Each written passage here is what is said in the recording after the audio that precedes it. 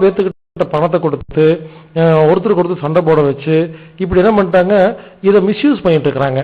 அதனால முஸ்லிம்கள் தயவு செய்து இனிமேல் உணர்ச்சிகளை கொஞ்சம் கொஞ்சம் அடக்கிட்டு நம்ம யாரு என்ன பண்ணிட்டு இருக்கிறோம், நம்மள எவன் கண்ட்ரோல் பண்றோம் அப்படிங்கறத கொஞ்சம் யோசிச்சிங்கன்னா கண்டிப்பா அவங்களை நம்ம ஜெயிக்க முடியும். இதுக்கு சில உதாரணங்கள் சொல்றேன்.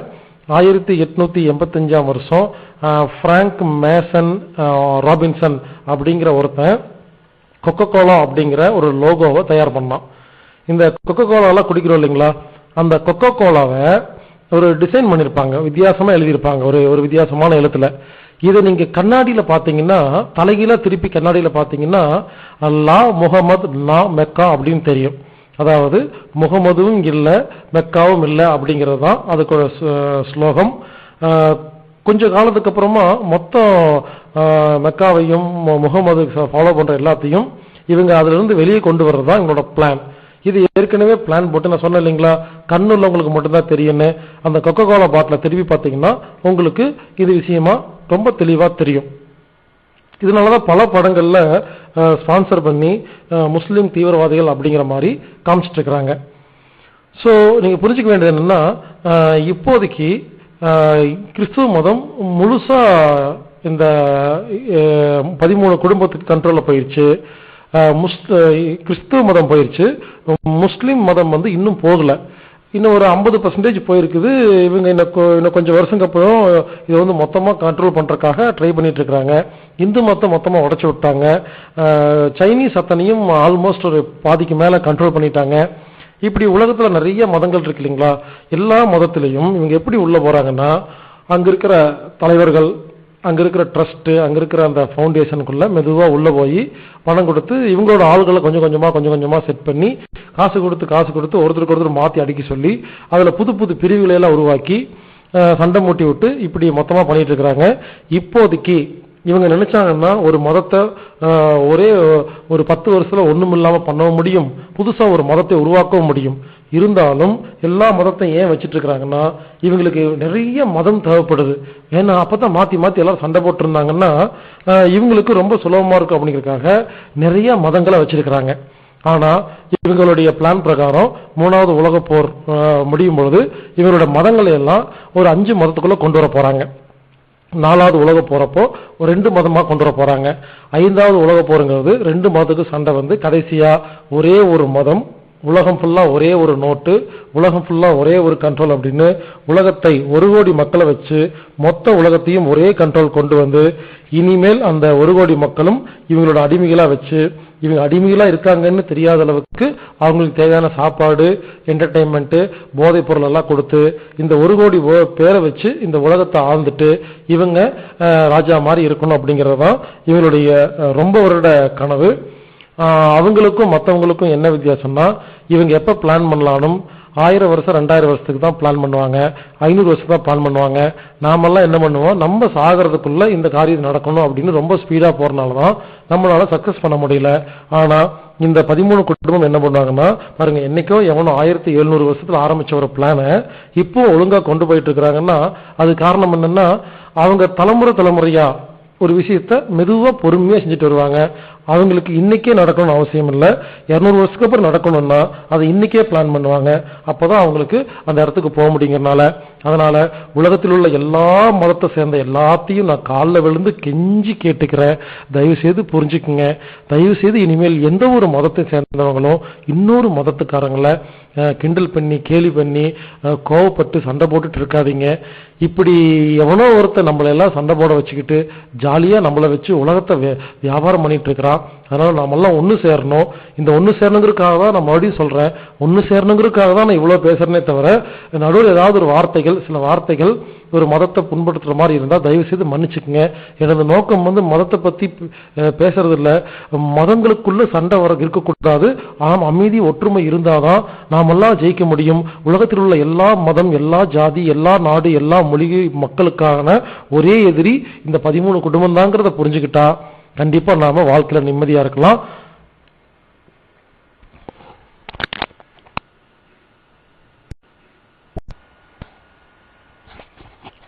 நீங்கள் கேட்க இருப்பது உலக அரசியல் பை பீசோ மாஸ்டர். மொத்தம் 6 பாகம். இது 5வது பாகம். மொத்தம் 6 மணி நேரம். இந்த பாகம் ஒரு 1 மணி நேரம் இருக்கும். மேலும் விவரங்களுக்கு pisomaster@gmail.com அப்படிங்கிற இமெயில் மூலம் தொடர்பு கொள்ளுங்கள்.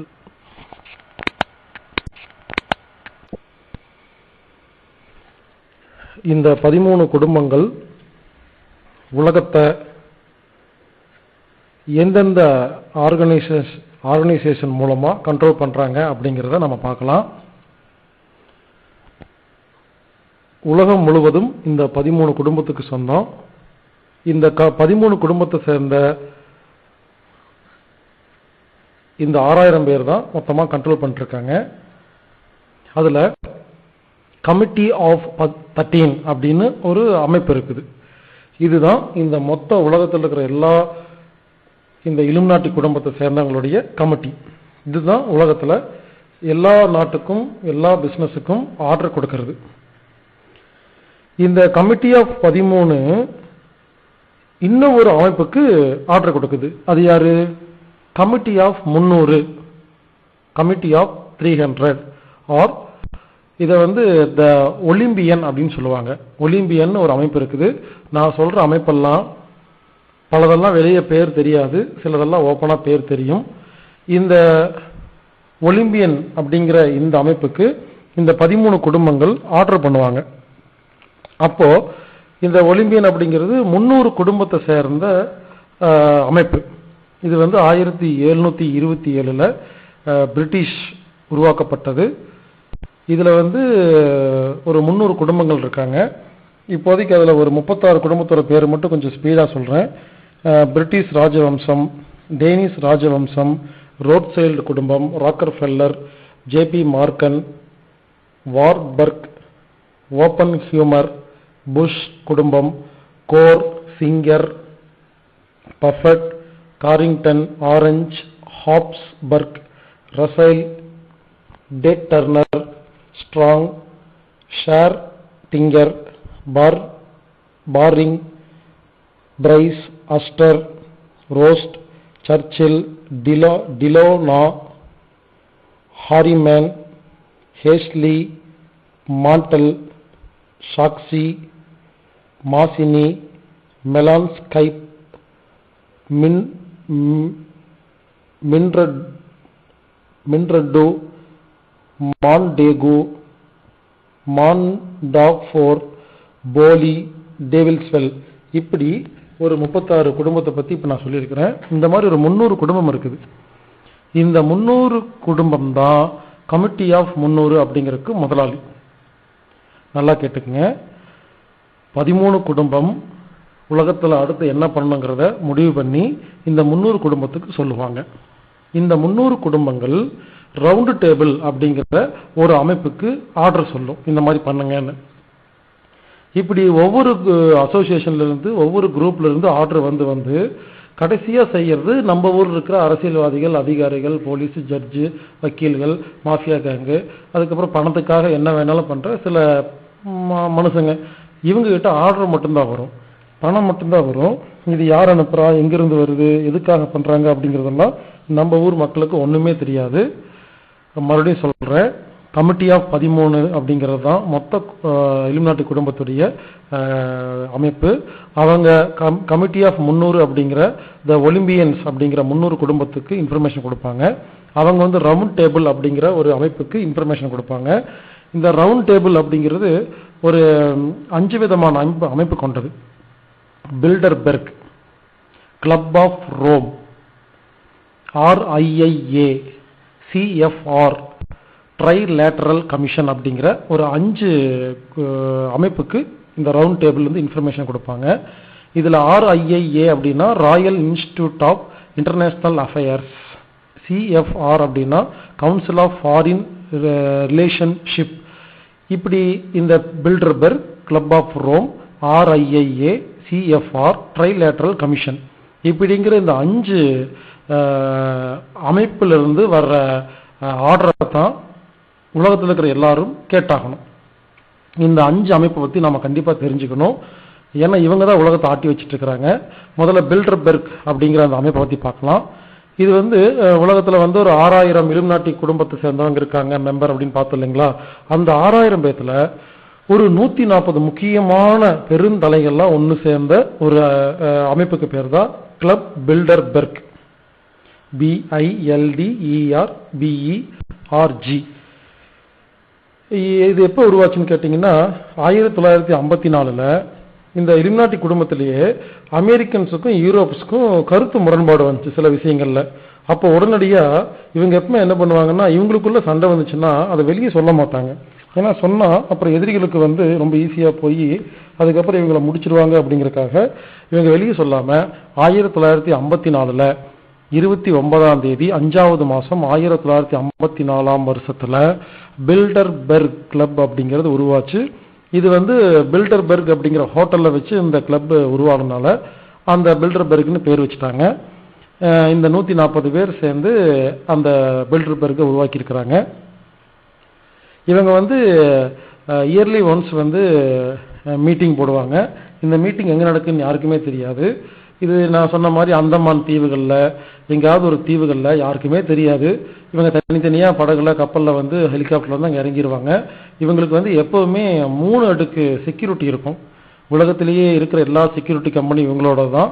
அதனால ஹை செக்யூரிட்டில ஒன்று சேருவாங்க. இவங்க என்ன பேசுறாங்க, என்ன முடிவெடுக்கிறாங்கன்னு இது வரைக்கும் உலகத்துல யாருக்குமே தெரியாத ரகசியமா இருக்கும். இந்த நெதர்லாந்துல லேடன் யூனிவர்சிட்டி அப்படிங்கிற ஒரு யூனிவர்சிட்டியில தான் இவங்களுடைய இந்த பில்டர்பெர்க்குடைய அமைப்புடைய ஆபீஸ் அன்அபீஷியலா இயங்கிட்டு இருக்குது. இந்த கிளப்புக்கு பெரிய பெரிய விஐபிகள்லாம் வந்திருக்கிறாங்க. யூஎஸ் பிரசிடென்ட் எல்லாருமே கண்டிப்பா வந்தாகணும். ஸ்பின் கிங்ஸ் எல்லாம் வந்திருக்காங்க, ஸ்பைனுடைய கிங்ஸ் எல்லாம் வந்திருக்கிறாங்க. நெதர்லாந்து குயின்ஸ் எல்லாம் வந்திருக்கிறாங்க. ஐபிஎம் முதலாளி, ராயல் டச் முதலாளி, ஷெல், நோக்கியோ, டிம்லர், இப்படி பல விஐபிகள் இவங்க கூப்பிடுவாங்க. கூப்பிட்டு உட்கார வச்சு பேசி என்ன பண்ணணும் என்ன பண்ணக்கூடாது அப்படிங்கறதெல்லாம் சொல்லுவாங்க. இதுல ஒருத்தர் கூட இந்தியன் ஃபேமிலி கிடையவே கிடையாது. நான் சொல்ற எந்த கதையிலையும் ஒருத்தர் கூட இந்தியன் ஃபேமிலி, ஸ்ரீலங்கன் ஃபேமிலி இந்த மாதிரிலாம் வரவே வராது. ஏன்னா சில நாடுகளை, சில மனிதர்களை, சில இனங்களை, சில மதங்களை இவங்க மனுஷங்களாவே மதிக்கிறது கிடையாது. இதுதான் பில்டர்பெர்க். இந்த பில்டர்பெர்க் என்ன சொல்லுதோ அதைத்தான் உலகத்தில் இருக்கிற எல்லா நாடும் எல்லா அரசியல்வாதிகளும் கேட்டாகணும். அடுத்தது த கிளப் ஆஃப் ரோம். இப்படி ஒரு அமைப்பு இருக்குது. இந்த அமைப்பு மூலியமா உலகத்துல பல வேலைகள் பண்ணிட்டு இருக்கிறாங்க. இது 1968ஆம் வருஷம் ஆரம்பிச்சாங்க. இதுல 75 மெம்பர் இருக்கிறாங்க. இத்தாலியில ராக்கர்ஃபெல்லருடைய பெரிய அரண்மனையில இது ஆரம்பிக்கப்பட்டது. இதோடைய நோக்கம் என்னன்னா, வேர்ல்டு அண்டர் ஒன் கண்ட்ரோல், அதாவது உலகத்தை ஒரே ஒரு கொடைக்கு கீழே கொண்டு வர்றது தான் இவங்களுடைய மொத்த திட்டம். அதுல என்ன திட்டம்னா, கூடிய சீக்கிரமா 3வது உலக போரை கொண்டு வரதுக்காக பிளான் பண்ணியிருக்காங்க. 3வது உலக போரை கொண்டு வரும் பொழுது வட அமெரிக்கா, தென் அமெரிக்கா, ஆசியா அப்படின்னு சொல்லி, ஆஸ்திரேலியான்னு சொல்லி இப்ப இருக்கிற நாடுகள் எல்லாம் உடைச்சு அழிச்சு பாம்பு போட்டு அது பண்ணி இது பண்ணி மொத்தம் 10 நாடா பிரிக்க போறாங்க. இதுதான் முதல் திட்டம். அதுக்கப்புறம் கொஞ்ச நாளுக்கு அப்புறம் அடுத்த பிளான் போட்டு உலகத்தில் உள்ள எல்லா நாட்டையும் 4 நாடுகளா பிரிக்க போறாங்க. அதுக்கப்புறம் மறுபடியும் இன்னொரு சண்டையை கொண்டு அதை உலகமே ஒரே கண்ட்ரோல்ல கொண்டு வரக்காக ஏற்பாடு பண்ணியிருக்காங்க. இந்த திட்டத்தை சிறப்பா கொண்டு போயிட்டு இருக்கிறது தான் இந்த கிளப் ஆஃப் ரோம் அப்படிங்கிற இந்த அமைப்பு. அடுத்தது RIIA, royal institute of international affairs. இது எல்லாத்துக்கும் பப்ளிக்கா தெரிஞ்ச ஒரு அமைப்பு. பிரிட்டிஷால் உருவாக்கப்பட்டது. இது 1920ல் உருவாக்கப்பட்டது. இது பாத்தீங்கன்னா உலகத்துல எந்தெந்த நாடெல்லாம் சண்டை போட்டாலும் இவங்க வருவாங்க. நாங்க சமாதானம் பேசுறோம் அப்படின்ட்டு இவனுக்கு வருவானுங்க.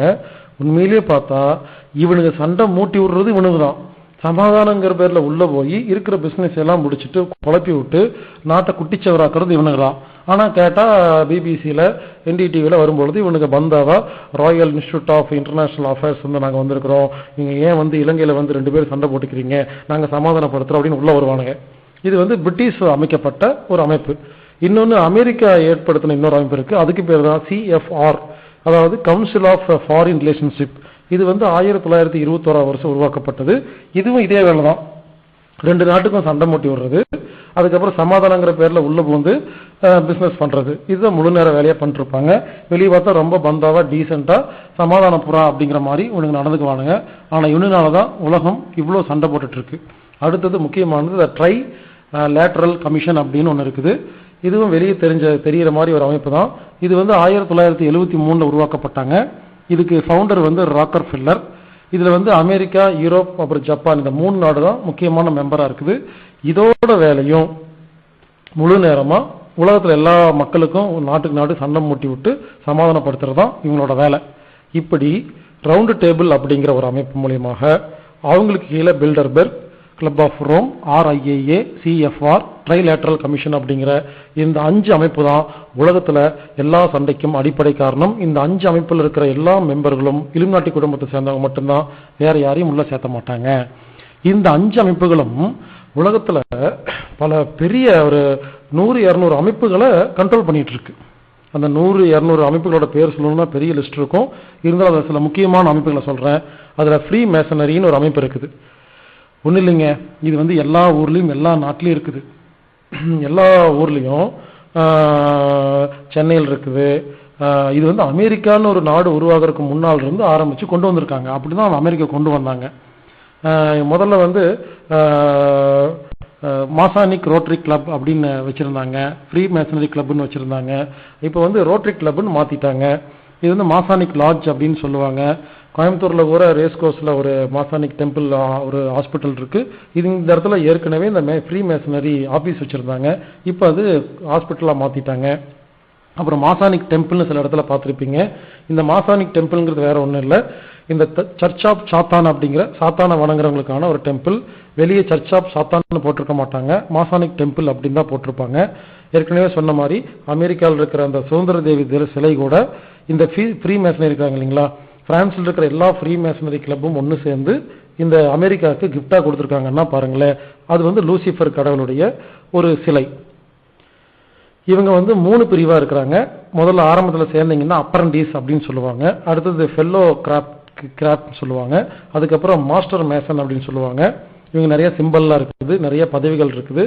இது எதுக்குன்னு கேட்டீங்கன்னா, ஒவ்வொரு ஊர்லயும் இந்த விஐபி இருக்காங்க, பெரிய பெரிய கம்பெனி முதலாளிகள், பண்ணையாருக, மிராசுதாரு, இவங்களை எல்லாம் கொண்டு வந்து ஒரு கூட்டுக்குள்ள அடைச்சு இவங்களுக்கு சில ரகசிய திட்டங்கள்லாம் சொல்லுவாங்க. இப்படி பண்ணு அப்படி பண்ணுன்னு, வெளிநாட்டுல இருந்து ஃபண்டு வருது அப்படின்னு சொல்லிட்டு. இப்ப கூட பாத்தீங்கன்னா ரோட்டரி கிளப் அப்படிங்கிற பேர்ல பல விஐபிகள்லாம் ஒன்று சேர்ந்து உட்கார்ந்துட்டு வாரத்துக்கு ஒரு நாள் மீட்டிங் போட்டு ஏதாவது பேசிட்டு இருப்பாங்க. அதுக்கப்புறம் வருஷத்துக்கு ஒருக்கா கணக்கு காட்டுறதுக்காக ஏதோ ஒரு ப்ரோக்ராம், கண்தானம், இலவச ரத்த தானம், ஏதோ ஒரு ப்ரோக்ராம் எல்லாம் பண்ணி கணக்கு காட்டி பணத்தை எடுத்துட்டு இருப்பாங்க. இவங்க முழு நேர வேலையே இதுதான். இப்படி ஊர்ல இருக்கிற பெரிய மனுஷங்களுக்கெல்லாம் பணத்தை கொடுத்து இவங்களை கண்ட்ரோல் வச்சுக்கிறது. ஏன்னா இந்த பண்ணையாருக, பெரிய ஆளுக, விஐபிக இவங்களை மட்டும் நம்ம கண்ட்ரோல் வச்சுக்கிட்டா மொத்தம் அந்த பொதுமக்களை, முட்டாள் பொதுமக்களையும் கண்ட்ரோல் வச்சுக்கலாம் அப்படிங்கறதுக்காக உருவாக்கப்பட்டதுதான் ஃப்ரீ மேசனரி கிளப் அப்படிங்கிறது பேரு. இது இந்த ஃப்ரீ மேசனரி கிளப் இப்பவும் எல்லா நாட்டிலும் எல்லா ஊர்லயும் நடந்துட்டு இருக்குது. அதுக்குள்ள போகும்போது அதை வந்து ரகசியமா கை குலுக்குவாங்க, சில ரகசியமா சில ஃபார்மாலிட்டி பண்ணிக்குவாங்க. அங்க நடக்கிற விஷயத்த வெளியே யாருக்குமே சொல்லக்கூடாது அப்படின்னு சொல்லியிருப்பாங்க. இந்த பெரிய மனுஷங்களும் அங்க நடக்கிறது எதையுமே வெளியே சொல்லிக்க மாட்டாங்க. இவங்க மூலியமாக உலகத்துல லோ லெவல்ல பல எல்லா நாட்டிலும் இருக்கிறதுனால ஈஸியா கண்ட்ரோல் பண்ணிட்டு இருக்காங்க. அடுத்தது ஸ்கல் அண்ட் போன் அப்படின்னு ஒரு அமைப்பு இருக்குது. இந்த அமைப்பும் ஒரு ரகசிய அமைப்பு, இது யாருக்கும் தெரியாது.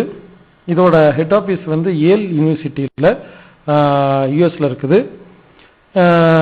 இதுல வந்து புதுசா ஜாயின் பண்றது அவ்வளவு சாதாரண விஷயம் கிடையாது.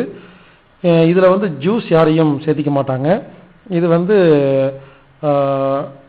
ஒரு தனியான ஒரு அமைப்பு. இந்த அமைப்புல வந்து சேரணும் போது இது அந்த குடும்பம், அந்த இலுமினாட்டி குடும்பத்தில் இருக்கவங்க மட்டும்தான் சேர முடியும். இதுல இவங்க சேரும் பொழுது ஒரு சவப்பெட்டியில படுக்க வச்சு மறுபடியும் எந்திரிக்க வச்சு, நீ பழைய ஆள் செத்து போயிட்டே அப்படின்னு சொல்லி புதுசா ஆளுக்கு பேரெல்லாம் கொடுத்து இதை வந்து சேர்த்திக்குவாங்க. இதுல வந்து வருஷத்துக்கு மொத்தம் 15 பேர் தான் புதுசா சேர முடியும். அப்ப இலுமினாட்டி குடும்பத்துல யாரெல்லாம் கொஞ்சம் டேலண்டா இருக்கிறாங்களோ அந்த 15 பேர்த்த செலக்ட் பண்ணி சேர்த்திக்குவாங்க. அதனால இது வரைக்கும் மொத்தம் ஒரு 800 பேர் தான் இந்த அமைப்புல இருக்கிறாங்க. இதுல முக்கியமான ஆள்கள் யாருன்னு பாத்தீங்கன்னா George Bush, George W Bush, Henry Simpson, George Kerry, Obama, JP Morgan, Holt Stalin, இவங்கெல்லாம் வந்து இந்த குரூப்ல இருந்து வந்தவங்க தான். இந்த மாதிரி அமைப்புல இருந்து ட்ரைனிங் பண்ணவங்க மட்டும்தான் இவங்களுக்கெல்லாம் இந்த பிரசிடென்ட் போஸ்ட், பெரிய பெரிய யூஎன் போஸ்ட், இந்த மாதிரிலாம் நிறைய போஸ்ட்லாம் கொடுப்பாங்க. வேற யாராலையும் அந்த போஸ்ட்டுக்கு வர முடியாது. எல்லாம் இவங்களே போஸ்ட் வச்சுக்குவாங்க, இவங்களே ஷேர் ஹோல்டிங் வச்சுக்குவாங்க, இவங்களே உலகத்தை ஆழ்ந்துக்குவாங்க. வெளியிருந்து யாரையும் உள்ள விட மாட்டாங்க. அடுத்தது நமக்கு தெரிஞ்சுக்க வேண்டிய ஒரு முக்கியமான அமைப்பை பற்றி பார்க்கலாம். இதுக்கு பேர் ACU, ஆசியன் கிளியரிங் யூனியன். இது ஒரு தமாசான ஒரு விஷயம். இந்தியா, பாகிஸ்தான், ஸ்ரீலங்கா, நேபாள், மியான்மர், பூட்டான், மால்தீவ்ஸ், இப்படி இருக்கிற எல்லா நாட்டுடைய மொத்த பேங்க் கண்ட்ரோல் இருக்கிற reserve bank, state bank of India, Indian overseas bank, இந்த மாதிரி இந்தியாவில் இருக்கிற, ஸ்ரீலங்காவில் இருக்கிற, பாகிஸ்தானில் இருக்கிற, நேபாள், மியான்மர், பூட்டான், மால்தீவ்ஸ் இருக்கிற எல்லா பேங்குடைய மொத்த கண்ட்ரோலும் ஈரானில் இருக்கு. இந்த அமைப்புக்கு பேரு ACUன்னு பேரு, ஏசியன் கிளியரிங் யூனியன். நீங்க நினைக்கிற மாதிரி நம்ம ஊர்ல இருக்கிற கவர்மெண்ட் பேங்க் எதுவுமே கவர்மெண்ட்டுக்கு சொந்தமே கிடையாது. அதுல வர எல்லா ப்ராஃபிட்டும், திட்டங்கள், அதுல வர லாபம், பர்சன்டேஜ் எல்லாமே இந்த குடும்பத்துக்கு தான் போயிட்டு இருக்கு. இது வந்து 1974 வருஷம் 12வது மாசம் 9ஆம் தேதி ஆரம்பிச்சாங்க. இந்த ACU கண்ட்ரோல்ல தான் இந்த வருஷம் இந்தியாவில் எத்தனை ருபீஸ் அடிக்கணும் அப்படிங்கறதெல்லாம் முடிவு பண்ணுவாங்க. இவங்க வந்து இந்த நாட்டுக்குள்ள பணத்தை மாத்திக்கிறதுக்கு ஒரு யூனிட் அப்படிங்கிற ஒரு அளவை பயன்படுத்துறாங்க. இந்த அளவு வந்து என்ன கேட்டீங்கன்னா US டாலர் தான், வேற ஒன்றும் இல்லை. US டாலருக்கு ஈக்குவலா இருக்கும். அது US டாலர் சொல்லிக்க மாட்டாங்க, அதுக்கு பதிலாக யூனிட் அப்படின்னு சொல்லிக்குவாங்க. ஆக்சுவலா வந்து 1928 தான் நாசிக்கில் இந்தியாவுடைய பணம் வந்து முதல்ல பிரிண்ட் பண்ணாங்க. இதுக்கு முன்னால பிரிண்ட் பண்ணது யார் தெரியுங்களா? தாமஸ் டி லா ரூ அப்படிங்கிற ஒரு கம்பெனி. இது வந்து ஒரு பிரிட்டிஷ் கம்பெனி. இதோட முதலாளிகள் இந்த 13 பேர்த்து சேர்ந்த குடும்பம். அதுக்கப்புறம் 1975 மத்திய பிரதேசத்தில் தீவாஸ் அப்படிங்கிற இடத்துல மறுபடியும் 2வது அடிக்க ஆரம்பிச்சாங்க. 3வது மறுபடியும் நோட்டு 10 அப்படிங்கறக்காக 1996 மைசூர்லயும் சல்போன் வெஸ்ட் பெங்கால்லையும் அடிக்க ஆரம்பிச்சாங்க.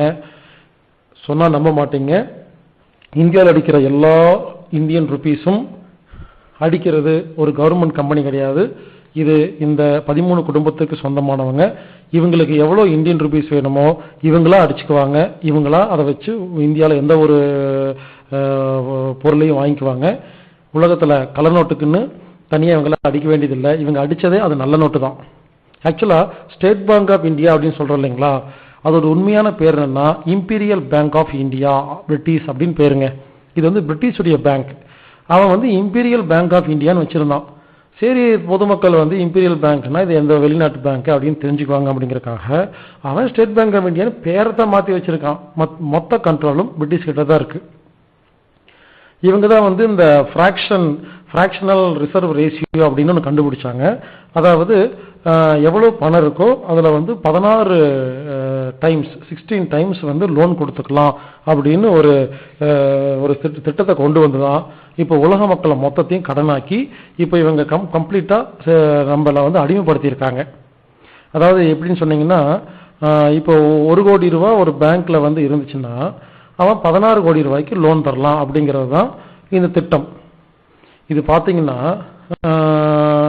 ஒரே தமாசா இருக்கும். நாம வந்து இப்ப வந்து 1 கோடி ரூபாய் கொண்டு ஒரு பேங்க்ல போட்டோம்னா நமக்கு வந்து ஒரு 9% வட்டி கொடுக்குறாங்கன்னு வச்சுக்கோங்களேன். அந்த பேங்க் என்ன பண்ணுது, வெளியே வந்து 16 கோடி ரூபாய் கொடுத்து அது 9 into 16 அப்படின்னு 160% வாங்கிக்குது. ஸோ பேங்குக்கு 160%, அதை கொடுத்த பொதுமக்களுக்கு 9%. ஸோ எவ்வளவு லாபம் வருதுன்னு பாருங்க. இந்த லாபத்தை எல்லாம் இந்த இலுமினாட்டி குடும்பம் தான் அனுபவிச்சுட்டு இருக்கிறாங்க. சிலதெல்லாம் சொன்னா ஒரே காமெடியா இருக்கும். உலகத்துல இந்தியாவில் யாருக்கெல்லாம் பணம் பேங்க்ல இருக்கோ எல்லாரும் போய் மொத்தமா போய் ஏடிஎம்ல எடுத்தா பணம் இருக்கவே இருக்காது. ஏன்னா பணம் ரொம்ப கம்மியாக தான் இருக்கு, ஆனா ரெக்கார்டு அதிகமா இருக்குது. அதாவது போலி பணம் எல்லா பேங்க்லயும் கணக்குல இருக்குது. ஒரு பேங்க்குக்கு வந்து பொதுமக்கள் கொடுக்க வேண்டிய கடன் வந்து ஒரு 50 லட்சம் அப்படின்னு வச்சுக்கோங்களேன். 50 லட்சம் அப்படின்னு வச்சுக்கிட்டீங்கன்னா உண்மையிலேயே பணமா பாத்தீங்கன்னா அது 1 லட்சமா தான் இருக்கும். 50 மடங்கு கணக்கு ஒரு பேப்பர்ல எழுதி வச்சிருக்காங்க, அவ்வளவுதான். இப்படி என்ன பண்ணிட்டாங்க, எல்லா நாட்டு மக்களுடைய தலையிலையும் ஒரு கணக்கு எழுதி வச்சிருக்காங்க. இந்த கணத்தை செட்டில் பண்ணாம நம்மளால இவங்களை ஜெயிக்க முடியாது. இப்ப சப்போஸ் இந்தியாவில் இருக்கிற அத்தனை பேர் ஒன்று சேர்ந்து நாங்கெல்லாம் இனிமேல் இந்தியாவுக்கு சப்போர்ட் பண்ண மாட்டோம் அப்படின்னு ஒன்னா சேர்ந்தா அடுத்த நிமிஷம் என்ன பண்ணுவான்னா டோட்டல் பேங்கோட இன்ட்ரெஸ்ட் ஏற்றி விட்டுருவான், லோன் கொடுக்க மாட்டான். இப்படி என்ன பண்ணுவான், டோட்டல் பினான்ஸை லாக் பண்ணி விட்டு மக்களை பஞ்சம் பட்னியா இருக்க வச்சு நம்மளை அலைய விட்டு வேற வழி இல்லாம இவங்க சொல்றதை கேட்க வைக்கிறது தான் இவங்களுடைய பிளான். இது ஏற்கனவே அமெரிக்காவில் பல முறை பல பிரசிடென்ட் இவங்ககிட்ட இருந்து காப்பாத்துறதுக்காக முடிவெடுத்து அதை அனுபவிச்சும் பார்த்துருக்காங்க. ஸோ இவங்க ஏற்கனவே அமெரிக்காவையே கஷ்டப்படுத்தி இருக்கிறதுனால மற்ற நாட்டை கஷ்டப்படுத்துறதெல்லாம் இவங்களுக்கு ரொம்ப ரொம்ப சுலபமான ஒரு வேலை. அடுத்தது இப்ப நம்ம பார்க்க போறது மொத்தமா இந்த உலகத்தை கண்ட்ரோல் பண்ணிட்டு இருக்கிற ஒரு 6 விதமான செக்டார்களை பத்தி பார்க்க போறோம். இந்த உலகத்தில் இருக்கிற எல்லா பேங்க் அண்ட் மணி இருக்கு இல்லைங்களா, பணம், இதை எப்படி கண்ட்ரோல் பண்றாங்கன்னா பாருங்க. இன்டர்நேஷனல் மணி சென்டர் பேங்க்ஸ், இதோட முதலாளி இவங்க தான். Central banks, international money fund, world bank இவங்களுக்கு தான் சொந்தம். International bank of settlement, world conservation bank, multinational corporations and foundations. இப்படி இந்த அமைப்புகள் மூலமாக உலகத்தில் உள்ள மொத்த பேங்கையும் தன்னுடைய கண்ட்ரோலுக்கு வச்சிருக்கிறாங்க. அடுத்தது செக்யூரிட்டி சொசைட்டிஸ் குரூப். இது பல குரூப் வெளியே தெரியாது. Freemasonry, skull and bones, grand oriental lodge, grand Alpina lodge, knights templar, royal order of the garter, priory de Sion, ரிசோரியஸ். இப்படி பல குரூப் சீக்ரெட்டா இருக்கிற சில குரூப். இதெல்லாம் வெளியே தெரியவே தெரியாது. இது மூலியமா தான் வேர்ல்டு ஃபுல்லா கண்ட்ரோல் பண்ணிட்டு இருக்காங்க. பொலிட்டிக்கல் குரூப் பார்த்தீங்கன்னா international government leaders, United Nations, Bilderbergs, trilateral commission, council of foreign relationship, club of Rome, Aspen institute, Bohemian group, regional federationals, NATO, EEC, international labour unions. இந்த மாதிரி பொலிட்டிக்கல் குரூப்ஸ் எல்லாமே இவங்க control தான் இருக்கு. உலகத்தில் யாரு அரசியல் பண்றதா இருந்தாலும் இவங்க சமாதானம், இந்த உலக அரசியலுக்கு ஒரு ரூல்ஸ் வச்சிருக்கிறோம், இதை மீறி யாரும் போகக்கூடாதுன்னு சொல்லி இந்த அமைப்புகள் மூலமா என்ன பண்றாங்கன்னா அவங்களை கண்ட்ரோல் பண்ணி தன்னுடைய கண்ட்ரோல் கொண்டு வந்துடுறாங்க. அடுத்து இன்டெலிஜென்ட் குரூப், உளவுத்துறை. இது உளவுத்துறை தான் இவங்களுக்கு ரொம்ப ஹெல்ப் பண்ணுது. ஏன்னா உலகத்தில் இருக்கிற எல்லா விஷயத்தையும் கொண்டு போய் உடனே சேர்த்துட்டு இருக்கு. CIA, KGB, FBI, British intelligent, mafia, organised crime, drug cartels, Interpol, communist party, இப்படி பல உளவுத்துறை மூலமாக இவங்க வேவு பார்த்து எதிரிகளை எல்லாம் முடிச்சுட்டு யாரெல்லாம் இவங்க ஹெல்ப் பண்றாங்களோ அவங்கள மட்டும் சப்போர்ட் பண்ணி மேல தூக்கிட்டு போய் வியாபாரம் பண்ணிட்டு இருக்காங்க. அடுத்து ரீஜனல், மதம் சம்பந்தமா என்னமெல்லாம் ஆர்கனைசேஷன்ல இவங்க ஓனரா இருக்கிறாங்கன்னு கேட்டீங்கன்னா world council of church, national council of churches, world parliament of religions, Vatican, SMOM, new age cults groups, liberal Protestants, unity church, unilateral universal church, Baha'is, temple of understanding. இப்படி இந்த அமைப்புகள் மூலமாக உலகத்துல எந்த ஒரு மதம் வந்தாலும் இந்த மதம் நாங்க சொல்ற மாதிரி தான் நடந்துக்கணும், உலக அளவுல நாங்க மதத்துக்கு ஒரு ரூல்ஸ் வச்சிருக்கோம்னு சொல்லி இந்த ரூல்ஸ்குள்ள கொண்டு மதத்தை கண்ட்ரோல் பண்ணிடுறாங்க. கடைசி எஜுகேஷனையும் கை வச்சுட்டாங்க. UNESCO, world peace groups, planetary congress, world federalist association, world constitution and parliamentary association, environmental groups, Lucis trust, world goodwill, world union, SNL institute, media establishment. இப்படி எஜுகேஷன் குரூப் எல்லாமே முதலாளிகள் இவங்க தான். இவங்களுக்கு அனுமதி இல்லாம உலகத்தில் எஜுகேஷன் டிபார்ட்மெண்ட்ல யாரும் வர முடியாது. இப்படி ஆயிரக்கணக்கான குரூப்புகளை வச்சு அதுக்கு பேர் வச்சு இது எல்லாத்துக்கும் இவங்களே தலைவலா இருந்துட்டு வேணும்னு என்ன பண்றதுன்னா நம்மள குழப்பி விட்டுட்டு நம்மளுடைய மொத்த கண்ட்ரோலையும் எடுத்துக்கிறாங்க. இன்னும் நிறைய கம்பெனி இருக்குது, கடகடன் பேர் சொல்றேன். ACI, the Cosmo Club, CFR, Council of Nine, Johnson Security, Johnson Group, Wordo Cetrius, OTO Group, MI6, MJ12, the Mothers of Darkness, Pilgrim Society, Pleu de Sion, Process Church, Sanhedrin, Temple of Power, உலகத்தில் இருக்கிற எல்லா security போர்ஸும் இவங்க கண்ட்ரோலில் தான் இருக்குது. அப்புறம் federal bank, federal reserve bank, உலகத்தையே control பண்ற அமெரிக்கன் ஃபெடரல் ரிசர்வ் பேங்க் வந்து 1913 வருஷத்துல உருவாக்குனாங்க. இதோட முதலாளிகளும் இவங்க தான். 1902 வருஷத்துல ஜெனரல் எஜுகேஷன் போர்டுன்னு உருவாக்குனாங்க. அந்த கண்ட்ரோல்ல இப்போ உலகத்தில் இருக்கிற எல்லா எஜுகேஷன் டிபார்ட்மெண்ட்டும், ஸ்கூல், காலேஜ் எல்லாம் இருக்குது. இலுமினோ கார்ப் அப்படின்னு ஒரு கார்ப் உருவாக்கியிருக்காங்க. இதுல வந்து இலுமினாட்டிக்கெல்லாம் ட்ரைனிங் கொடுத்துட்டு இருக்காங்க. நீங்க கூகுள்ல இலுமினோ கார்ப்னு போட்டீங்கன்னா நிறைய ட்ரைனிங் கொடுக்கும்போது லீக் ஆன சில வீடியோஸ் எல்லாம் பார்க்கலாம். IMF அவங்க கண்ட்ரோல் தான் இருக்குது.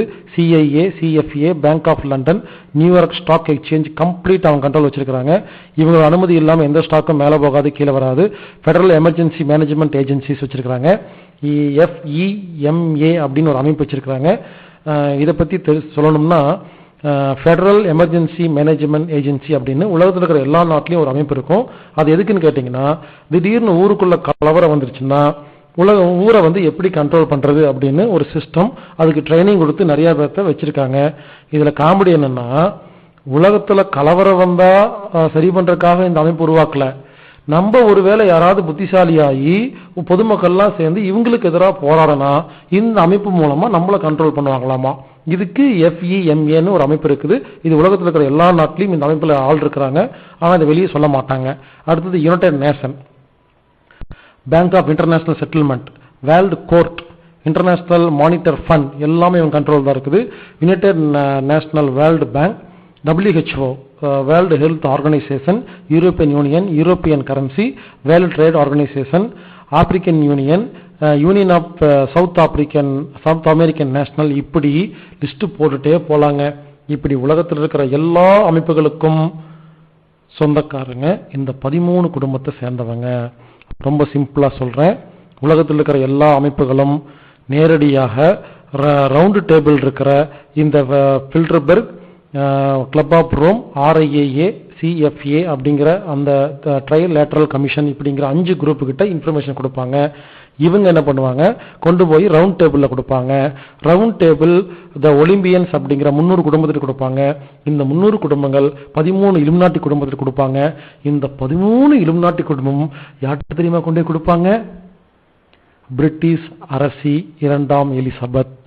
ஆக மொத்தம் இந்த உலகத்தையே மொத்தத்தை கண்ட்ரோல் பண்ணிருக்கிறது பிரிட்டிஷ் இளவரசி எரும மாடு 2ஆம் எலிசபெத். அவ தான் கண்ட்ரோல் பண்ணிட்டு இருக்கிறா.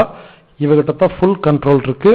அதனால தயவுசெய்து புரிஞ்சுக்குங்க, இந்த உலகத்துல கடவுளுக்கு அப்புறமா இருக்கிறது இந்த எலிசபெத் தான். அதுக்கப்புறம் இலுமினாட்டி, அவங்க கண்ட்ரோல் தான் மொத்த உலகம் இருக்குது.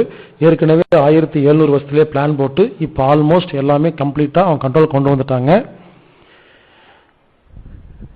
இதுக்கப்புறம் இவங்க பேர்ல என்னென்னலாம் கம்பெனிஸ் இருக்கு அப்படிங்கிறத கொஞ்சம் பார்த்துட்டு சீக்கிரமா நாம அடுத்த சொல்யூஷன் என்னங்கிறத பார்த்துடலாம்.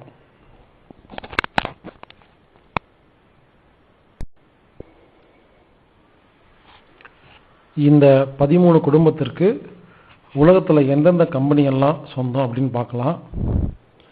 ஆக்சுவலா அதை பார்க்க வேண்டிய அவசியம் இல்லை. உலகத்தில் இருக்கிற எல்லா கம்பெனியும் அவங்களோட தான்.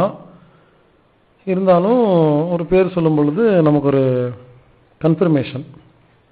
இந்த கன்சியூமர் ப்ராடக்ட்ஸ் இருக்கு இல்லைங்களா, HUL, இந்துஸ்தான் யூனிலிவர் லிமிடெட், அது முழுதும் அவங்களோட தான். ITC அப்படிங்கிற இந்தியன் டொபாக்கோ கம்பெனி, அந்த இந்தியன் பேர் வச்சா நாம அது இந்தியன் நினைச்சுக்குவோம், கிடையாது. ITC குரூப் ஆஃப் ஹோட்டல்ஸ், இந்தியாவில் இருக்கிற எல்லா பெரிய ஹோட்டலும் ITCக்கு சொந்தமானது. எல்லா சிகரெட்டும், பீடி சிகரெட் எல்லாம் அவங்களுக்கு சொந்தமானது. இப்போ ITC பிஸ்கட் வேற போட்டாங்க. பிரிட்டானியாவும் அவங்களோட தான், ITC அவங்களோட தான். கோல்கேட் கம்பெனி, பாமோலிவ் கம்பெனி எல்லாம் அவங்களோடது. PNG, ப்ராக்டர் அண்ட் கேம்பிள் அவங்களோடது. இப்படி கணக்கு போட்டு பார்த்தா எல்லா கன்சியூமர் ப்ராடக்டும் அவங்களோட தான். இந்த HUL இருக்கு இல்லைங்களா, இந்துஸ்தான் யூனிலிவர் லிமிடெட், இதுக்கு என்னென்னலாம் ப்ராடக்ட் இருக்குன்னு நான் சொல்றேன், ஆச்சரியமா இருக்கும். டிவியில வர எல்லா ப்ராடக்ட்டும் இந்த இலுமினாட்டி குடும்பத்துக்கு சொந்தமானது. Kwality Walls ice cream, Magnum ice cream, பான் சம்பந்தப்பட்ட எல்லாமே, Lifebuoy, Hamam, Comfort, Pears soap, Chik shampoo, Harpic, Rin, Surf Excel, 3 Roses tea, Domex, Closeup, L18, Vim bar, Pepsodent, Dove soap, Clear shampoo, Vaseline, Fair and Lovely, Rexona, Lipton tea, Bru coffee, Kissan jam, Axe. பாருங்க, இதுதான் daily நம்ம டிவியில் பார்த்துட்டு இருக்கோம். இந்த அத்தனை கம்பெனியும் இவங்களுக்கு சொந்தமானது.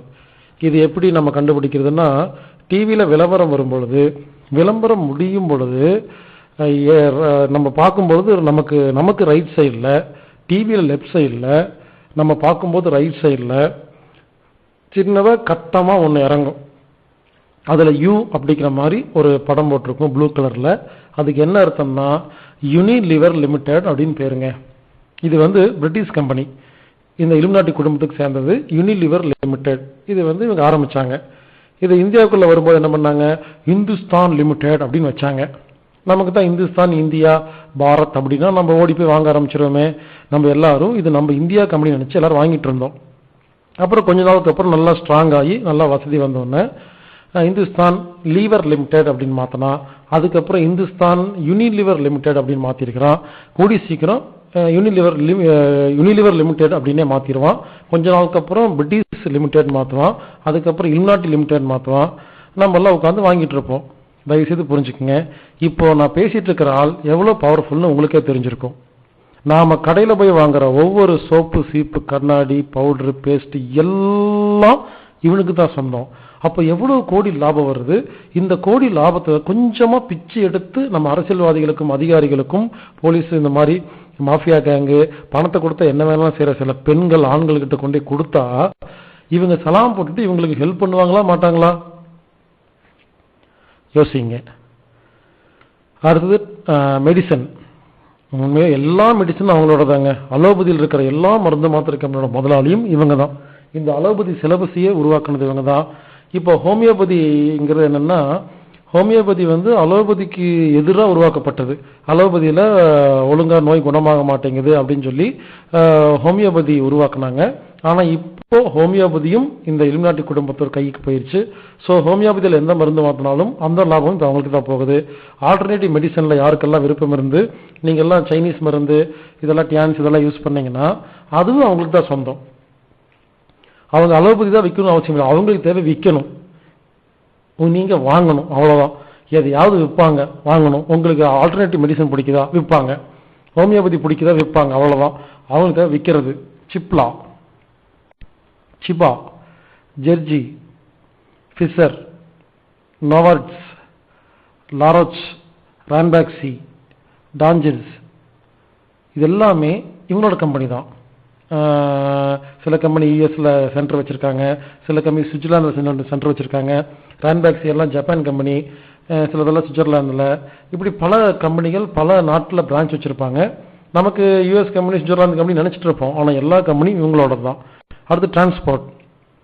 ஜப்பான் சென்டரா வச்சு டொயாட்டாவும், ஸ்வீடன் சென்டரா வச்சு வால்வோவும், ஜெர்மனியை சென்டரா வச்சு பென்ஸ், பிஎம்டபிள்யூ, ஆடி, ஸ்கோடா, வால்ஸ்வாகன் அப்படிங்கெல்லாம் வச்சிருக்காங்க.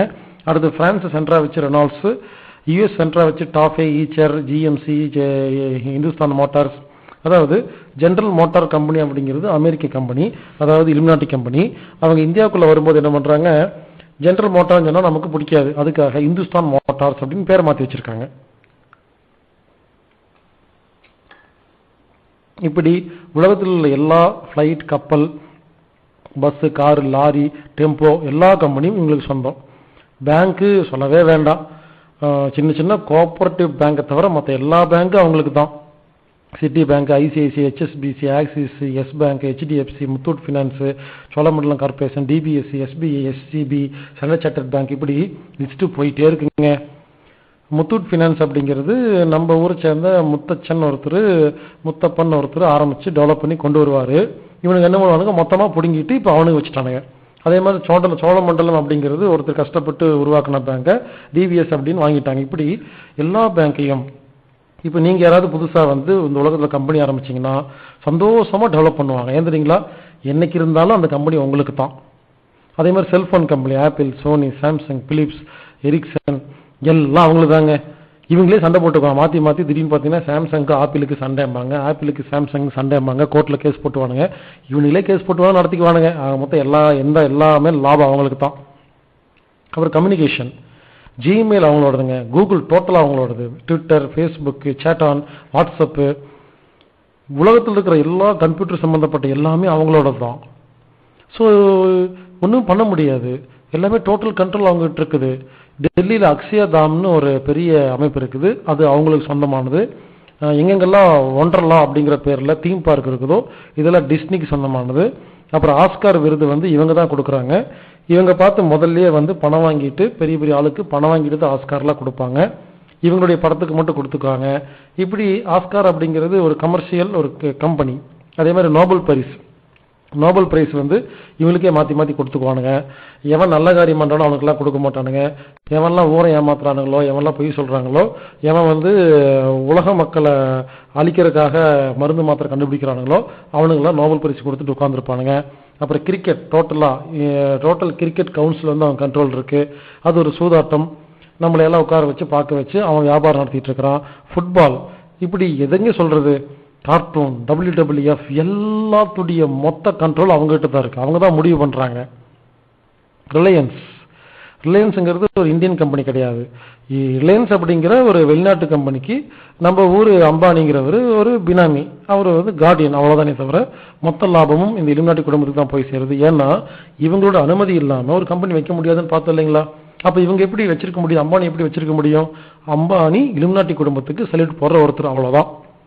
அவருக்கு மொத்த லாபத்தில் ஒரு % இவருக்கு வந்துடும், அவ்வளோதான். ஆக மொத்தம் இது ரிலையன்ஸுடைய ஓனரே இலுமினாட்டி தான். அதே மாதிரி டாடா கம்பெனி வந்து இந்தியன் கம்பெனி. இது வந்து டாடாட்டு இருந்து இப்போ ஆல்மோஸ்ட் பிடுங்கிட்டாங்க. இண்டிகாம் அப்படின்னு ஒழுங்காக வச்சுருந்தாங்க, அதை டொக்காமாகிட்ட பிடிங்கி கொடுத்துட்டாங்க. நானோ கார் வச்சுருந்தாங்க. ஊரில் எத்தனையோ கார்லாம் வந்து இந்தியாவில் வந்து பிஸ்னஸ் பண்ணுவாங்களாமா. நம்ம நாட்டு டாடா கார் நானோ வைக்கிறதுக்கு மட்டும் அரசியல்வாதிகள் அவ்வளோ பிரச்சனை பண்ணாங்க. இந்த அரசியல்வாதிகள் அத்தனை பேருமே இந்த இலுமினாட்டிகிட்ட பணத்தை வாங்கிட்டு வேணுமுன்னே பண்ணது. நம்ம ஊருக்காரனை கெடுக்கிறதுக்கு நம்ம ஊருக்காரர் இருந்தால் போதும், வேறு யாருமே வெளியிருந்தெல்லாம் வர வேண்டாம். ரொம்ப சிம்பிளுங்க. இந்த உலகம் கெட்டு போறதுக்கு ஒரே ஒரு காரணம், பணத்துக்காக என்ன வேணாலும் செய்கிற டேஸ் பசங்க, அவ்வளோதான். இந்த டேஸுங்கிறதுக்கு எவ்வளோ வேணால் கெட்ட வார்த்தை போட்டுக்குங்க. இந்த டேஸ் பசங்களும் டேஸ் பெண்களும் பணம் கொடுத்தா என்ன வேணாலும் செய்கிறவங்க. இவங்க ரொம்ப தூரத்தில் இல்லை, நம்ம வீட்டில், நம்ம பக்கத்து வீட்டில், எதிர் வீட்டில், ஃப்ரெண்டு, தெரிஞ்சவங்க, சொந்தக்காரங்க வேறு யாருமே கிடையாது. இப்படி பணத்துக்காக என்ன வேணாலும் செய்கிற இவங்கனால தான் இவங்க தைரியமாக தொழில் நடத்திட்டு இருக்கிறாங்க. ஏன்னா 1000 பேர் நல்லவங்க இருந்தாலும் ஒரே ஒருத்தங்க பணத்தை வாங்கிட்டு 1000 பேர்த்த முடிச்சு கொடுத்துட்றாங்க. ஃப்ரூட்டி அப்படிங்கிற கம்பெனி இந்தியன் கம்பெனி. இதை மரியாதையாக கேட்டு பார்த்தாங்க, மொத்தமாக எழுதி கொடுத்துட்டு போன்னு கேட்டாங்க. அந்த ஃப்ரூட்டிக்கார ஒத்து வரல. இப்போ என்ன பண்ணாங்க, ஃப்ரூட்டியில் வந்து ஒருத்தர் வந்து ஃப்ரூட்டி கம்பெனியில் கையை எடுத்துட்டு HIV இருக்கிற அந்த பிளட்டு வந்து ஃப்ரூட்டிக்குள்ளே போயிடுச்சு, அதனால் சாப்பிடாதீங்கன்னு கவர்மெண்ட்டை பர்மிஷன் வாங்கி ஊரெல்லாம் கொடுத்து இப்போ ஃப்ரூட்டிங்கிறத மொத்தமாக முடிச்சு போட்டாங்க. அதே மாதிரி பாருங்கள், இப்போ கடையில் போய் கேட்டிங்கன்னா ரின் சோப்பு மட்டும்தான் கிடைக்கும், துவைக்கிறதுக்கு ஒன்றுமே கிடைக்காது. சர்ஃபெக்சல் மட்டும்தான் கிடைக்காது. ஏன்னா இது ரெண்டு அவங்க கம்பெனி. 501, பொன்வண்டு, நிர்மா, இந்த கம்பெனியெல்லாம் மொத்தமாக முடிச்சுட்டாங்க. இவங்க போய் கேட்பாங்க, கொடுக்கணும். கொடுக்கலன்னா ஏதோ ஒன்று கலாட்டா பண்ணி கம்பெனியை திவால் பண்ணி விட்டுருவாங்க. ஸ்பிரிச்சுவல் ஈசா யோகா சென்டர் வந்து அவங்க கண்ட்ரோல் தான் இருக்குது. ஆரம்பத்தில் இல்லை, ஜக்கி வாசுதேவன் அவர் ஐயா வந்து ரொம்ப நல்லவர். அவர் ஆரம்பத்தில் ஒழுங்காக தான் பண்ணிட்டு இருந்தார். அதுக்கப்புறம் நித்யானந்தருக்கு எப்படி லாக் போட்டாங்களோ அதே மாதிரி லாக் போட்டு இப்போ ஈசா யோகா மெடிடேஷன் அப்படிங்கிற மொத்த ஃபவுண்டேஷன் இப்போ இலுமினாட்டி கண்ட்ரோல் இருக்குது. அவங்க தான் காசு சம்பாரிச்சிட்டு இருக்காங்க. அதில் ஜக்கி வாசன் அப்படிங்கிறவர் அவர் சும்மா வச்சுக்கிட்டு அவர் ஃபோட்டோவை வச்சு சம்பாரிச்சிட்டு இருக்கிறாங்க. நித்யானந்தர் அதே மாதிரி தான் கேட்டாங்க, கொடுக்க மாட்டேன்னு சொன்னார், அவரை முடிச்சு விட்டாங்க. அமிர்தானந்தமயி, ஓசோ எல்லாம் கம்ப்ளீட்டாக இப்போ அவங்க கண்ட்ரோலுக்கு போயிடுச்சு. அன்னை தெரசா சம்பந்தமாக பேர் வச்சு எந்த ஒரு இன்ஸ்டியூட் இருந்தாலும் அது இவங்க தான் டெவலப் பண்ணியிருக்கிறாங்க. அப்புறம் art of living Shri Ravishankar, அவர் மட்டும்தான் இன்னும் வந்து இலுமினாட்டி கண்ட்ரோலுக்கு போகாமல் இருக்கிறாரு. என்ன தைரியத்தில் அவர் போகாமல் இருக்காருன்னு சொல்கிறேன்னா, ரீசெண்டாக அவர் பேசின பேச்சு யூடியூப்பில் கேட்டு பாருங்க. இவர் இது எகென்ஸ்டாக பேசியிருக்கிறாரு. இந்தியாவில் இந்த இலுமினாட்டிக்கு எகென்ஸ்டாக பேசினவங்க எனக்கு தெரிஞ்சு மொத்தமாகவே 4 பேர் தான். அது யாருங்கிறத பார்க்கலாம். அதுக்கெல்லாம் ஒரு தைரியம் வேணும், அதுக்கு ஒரு மைண்ட் வேணும். சும்மாலாம் யாரும் பேசிட முடியாது. எப்போ பேச முடியும் தெரியுங்களா? அந்த இலுமினாட்டியை விட நாம கொம்பேன் அப்படிங்கிற எண்ணம் இருக்கிறவங்க மட்டும்தான் பேச முடியும். தயவு செய்து இந்த பேச்சை கேட்டுட்டு இருக்கிற யாராவது எங்கிட்ட வந்துட்டு பயமுறுத்துற மாதிரி தயவு செய்து பேசிடாதீங்க. என்ன உங்களுக்கு பயமா இல்லையாங்கிற வார்த்தையை பயன்படுத்தாதீங்க. உங்களுக்கு தைரியம் இல்லைங்கிறக்காக என்ன நீங்க தைரியத்தை குலைக்காதீங்க. உங்களுக்கு ஒருவேளை பயமா இருந்தா நீங்க ஓடி போய் வீட்டுக்குள்ள உட்காந்துக்குங்க. என் பக்கத்துல வராதிங்க, எங்கிட்ட பேசாதீங்க. பல பேர் அப்படிதான், ஒருத்தர் தில்லா செஞ்சுட்டு இருந்தா அவனை போய் குலைப்பி விடுறது, அவனை போய் பயமுறுத்துறது, அப்புறம் முடிச்சு போடுறது. நீ உனக்கு தில் இல்ல, தைரியம் இல்ல, நெஞ்சில மஞ்சாச்சோறு இல்லைன்னா வீட்டுல பேசாம உட்கார வேண்டியதானே. எதுக்கு அடுத்த போய் ஐடியா கொடுத்துட்டு இருக்க? இனிமேல் என்கிட்ட யாராவது வந்துட்டு ஏதாவது நெகட்டிவா பேசுங்கன்னு வச்சுங்களேன், கெட்ட கோபம் வந்துடும். தில் இருந்தா மட்டும் பக்கத்துல வாங்க, இல்லைன்னா ஓடி போயிருங்க வீட்டுக்கு. இப்படி உலகத்தில் உள்ள மொத்த கம்பெனியும் இவங்களுக்கு சொந்தம். எந்த கம்பெனி சொந்தம் இல்லை அப்படின்னு தான் சொல்லணும். ஏன்னா எல்லா கம்பெனியும் சொந்தம். ஒருவேளை வீக்கோ சில கம்பெனி இந்தியன் கம்பெனி அப்படின்னு லிஸ்ட் போட்டு கொடுத்தா என்னங்க தெரியுங்களா, கொஞ்ச நாளுக்கு அப்புறம் அந்த கம்பெனி அவன் வாங்கிடுவான், அவ்வளவுதான். ஸோ இப்போ என்ன பொருள் வாங்கணும்னு நமக்கே தெரியல. ஏன்னா எந்த பொருள் வாங்கினாலும் நம்ம வாங்குற பெட்ரோல்ல இருந்து, ஷர்ட்ல இருந்து, பேண்ட்ல இருந்து, சோப்பு, பேஸ்ட் எல்லாமே எல்லா கம்பெனியும் இவங்களுக்கு தான் சொந்தங்கிறது ஏன் இன்னும் எல்லாத்துக்கும் தெரியலங்கிறது எனக்கு புரியல.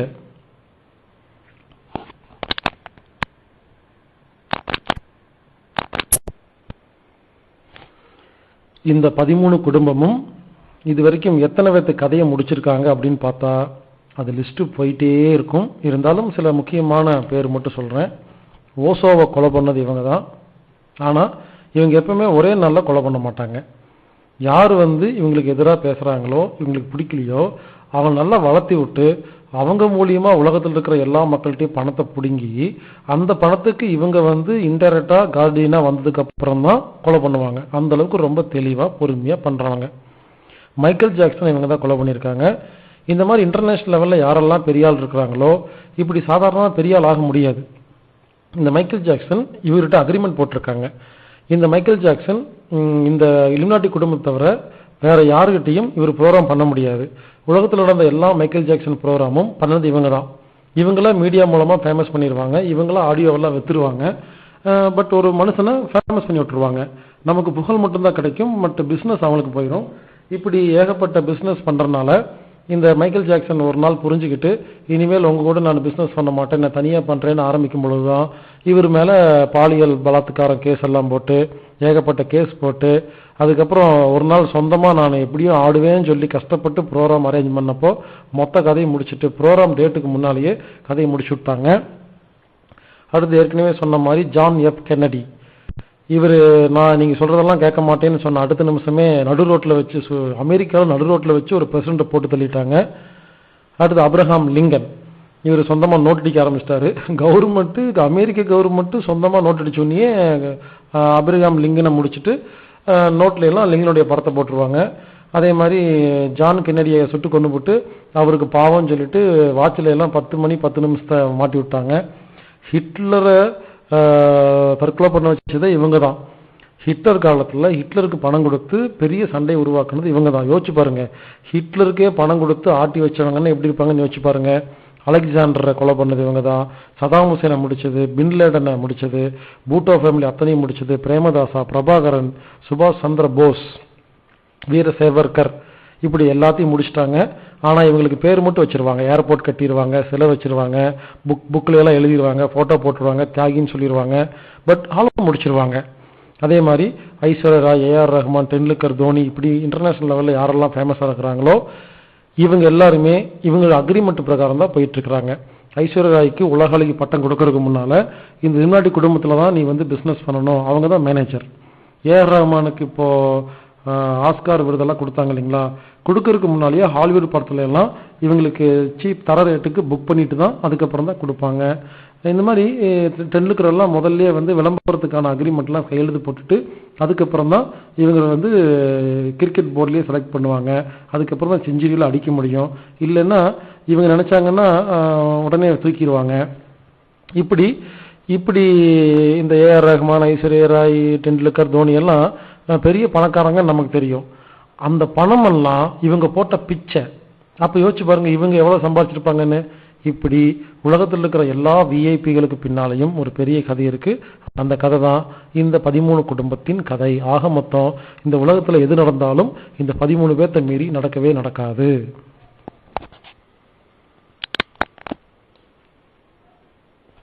இது வரைக்கும் எந்தெந்த ஃபிளைட் எல்லாம் காணாம போச்சோ, எந்தெந்த ஃபிளைட் எல்லாம் வெடிச்சதோ, எந்தெந்த ஹெலிகாப்டர்லாம் மலையை போய் மோதிச்சோ, எந்தெந்த காரெல்லாம் போய் இடிச்சதோ எல்லாம் இவங்க பண்ணதுதான். டயானா கூட பாருங்க, டயானாவை கொலை பண்ணது இங்கிலாந்து அரசி சார்லஸ் தான் உலகத்துல எல்லாத்துக்குமே தெரியும்.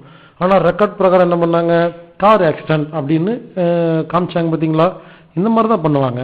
ஒருத்தரை முடிக்கணும்னா நேரடியாக நம்ம என்ன பண்ணுவோம், நேராக போயிட்டு ஏண்டா என்ன இப்படியா பண்ண அப்படியா பண்ணேன்னு போய் சண்டை பிடிக்க போவோம். இவங்க அதெல்லாம் பண்ண மாட்டாங்க. நல்லா இரு அப்படின்னு தளபதி படத்தில் சொல்ற மாதிரி சொல்லிட்டு இவங்க வாட்டுக்கு போயிடுவாங்க. அப்புறம் உட்காந்து ஒரு குறிப்பிட்ட பணம் தூக்கி வீசிடுவாங்க, இவனை முடிச்சிரு அப்படின்னு. அதுக்கப்புறம் அதுக்கு சில குரூப் இருக்கு, அவங்க நீட்டா பிளான் போட்டு எப்படி பண்ணனா ரெக்கார்ட் பிரகாரம் அதை நீட்டா பண்ண முடியும்னு ஆக மொத்தம் கூட்டி சீக்கிரம் முடிச்சு கொடுத்துருவாங்க. இவங்கனால இது வரைக்கும் செத்த அத்தனை பேருமே இவங்க அனுமதி இல்லாம உயிரோட இருக்கவும் முடியாது, சாகவும் முடியாது. அதுதான் உண்மை.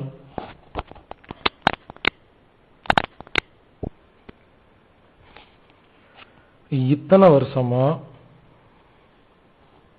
இந்த 13 குடும்பமும் இவ்வளவு காரியம் பண்ணிட்டு வராங்களே, இவங்களுடைய பிளான் என்ன, கடைசியா என்னதான் பண்ண போறாங்க அப்படின்னு பார்த்தா ஒன்னே ஒண்ணுதாங்க, இந்த உலகத்தை அவங்க மொத்தமா ஆட்சி செய்யணும். இந்த உலகத்தை ஒரு குடைக்கு கீழே கொண்டு வந்து மொத்த மக்களையும் இவங்க கண்ட்ரோல்ல வச்சு ஆட்சி பண்ணணும் அப்படிங்கிறது தான் இவங்களுடைய ரொம்ப வருட பல தலைமுறையா இருக்கிற ஒரு ஆசை, கனவு, லட்சியம். இதுக்காக தான் இவங்க இவ்வளவு கஷ்டப்பட்டிருக்காங்க. அதுக்கு என்ன பண்ண போறாங்கன்னா, முதல்ல 3ஆம் உலக யுத்தத்தை ஏற்படுத்த போறாங்க. ஏற்கனவே இந்த 2ஆம் உலக யுத்தத்தை கொண்டு வந்தது இவங்க தான். இதுக்காகத்தான் இந்தியா ஸ்ரீலங்கா சண்டை, இந்தியா சைனா சண்டை, இந்தியா பாகிஸ்தான் சண்டை, இப்படி பல நாடுகளுக்குள்ள ஏன் தெரியுமா இவ்வளவு குழப்பம், சண்டை, ஜாதி சண்டை, மத சண்டை கொண்டு வந்திருக்காங்கன்னா, இந்த 3ஆம் உலக போருக்கு ஒரு காரணம் வேணும். இதுக்காக இப்பவே எல்லா நாட்டுக்கும் தேவையான ஆயுதங்கள் எல்லாமே சப்ளை பண்ணி வச்சுட்டு, இந்த 3ஆம் உலக போருடைய நோக்கம் என்ன தெரியுங்களா, உலகத்தை மொத்தம் 10 நாடுகளா மாத்துறது. உதாரணத்துக்கு வட அமெரிக்கா, தென் அமெரிக்கா, இந்தியா, பாகிஸ்தான், ஸ்ரீலங்கா இதெல்லாம் சேர்த்து மொத்தமா பூட்டான், நேபாள் எல்லாத்தையும் ஒன்னா சேர்த்து, பங்களாதேஷ் எல்லாம் ஒன்னா சேர்த்து ஒரு நாடு, இப்படி மொத்தம் 10 நாட்டா மாத்தி உலகத்தில் இருக்கிற 750 கோடி மக்களை 300 கோடி மக்கள், அதாவது பாதிக்கு பாதி மக்களை கொலை பண்ணிட்டு பாதிக்கு பாதி பாப்புலேஷன் கம்மி பண்றதுதான் இவங்களுடைய முதல் திட்டம்.